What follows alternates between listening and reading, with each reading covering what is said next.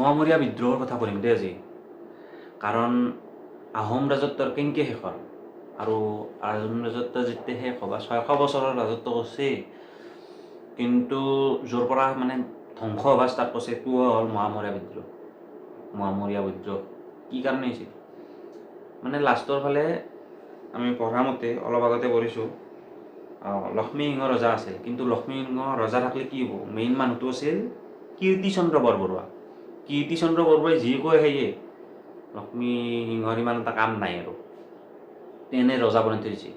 তো সেইখিনি টাইমতে দুটা ইনচিডেণ্ট হৈছিল। কেনেহান ইনচিডেণ্ট সেইটো চাব জানো। তাৰমানে কেনেহান মোৱামৰীয়াৰ গোসাঁইৰ নামৰ এটা মানুহ আছে, যিহেতু কীৰ্তিচন্দ্ৰই মেইন কাৰণে মোৱামৰীয়া গোসাঁই একবাৰ ৰজাকতো সন্মান দিয়ে বাৰু, ৰজাক সন্মান দিবই লাগিব, কিন্তু তাৰ লগত থকা কীৰ্তিচন্দ্ৰক সন্মান দিয়া নাই।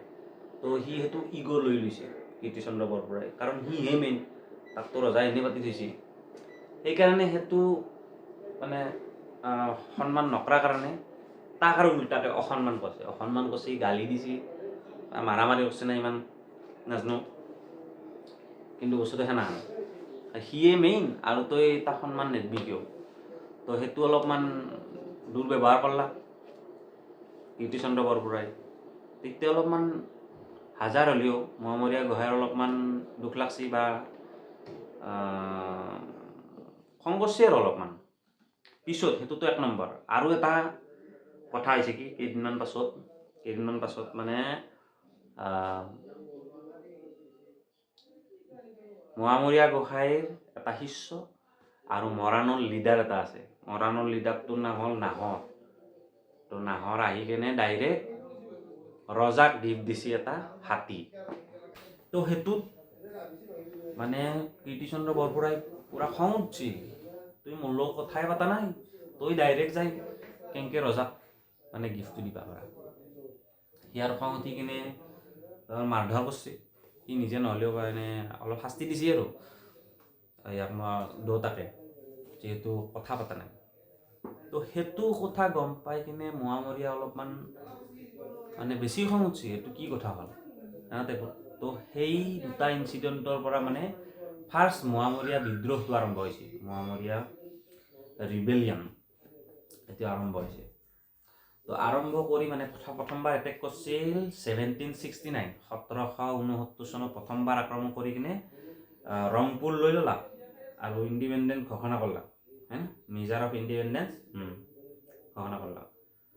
তাৰ তিতে লক্ষ্মীনাথ সিংহকো কেপচাৰ কৰিছে আৰু ইফালে কীৰ্তিচন্দ্ৰ বৰবৰুৱাকো মাৰি গৈছে। যা চালা যি আছে বেছি দেখা না। তো সেনান টাইপৰ।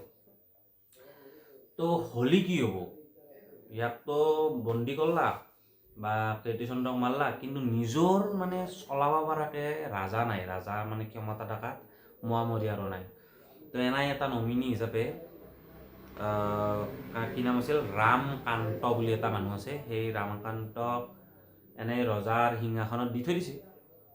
কিন্তু যিহেতু সি আৰু ইমান এক্সপিৰিয়েঞ্চ নাই, তো 1 বছৰৰ ভিতৰতে ই আৰু আহিছে, ই কি আছিল লক্ষ্মীসিংহই আৰু আহোম ৰাজত্ব স্থাপন কৰিছে।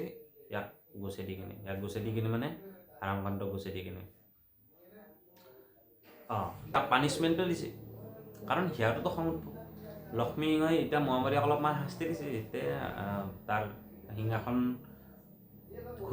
ঘূৰাই পাইছে, দিলা শাস্তি। তাৰ পাছত লক্ষ্মীসিংহৰ পাছত তাৰ পুত্ৰৰ নাম কি, এইটো ইম্পৰ্টেণ্ট, শ্বহীদ পাখভা। অলপমান টান নাম, মোৰ অলপ কষ্ট হৈছে না তাতে। শ্বহীদ পাখভা বা গৌৰীনাথ সিংহ। তাৰ আহোম ৰজাসকলৰ দুটা নাম থাকে, এটা হ'ল শ্বহীদ পাখভা, এইটো হ'ল আহোম নাম, আৰু এটা অসমীয়া নাম বা যিয়ে নহওক, যিটো নাম আৰু অৰিজিনেল লেখা নাম গৌৰীনাথ সিংহ। অ'কে। তো বাপেকৰ পিছত গৌৰীনাথ সিংহ আহিল, কিন্তু গৌৰীনাথ সিংহ অহাৰ পিছত 1782 চনত মোৱামৰীয়াই আৰু একবাৰ এটেক কৰিছে, আৰু এইবাৰ এটেক কৰি একেলগে গড়গাঁও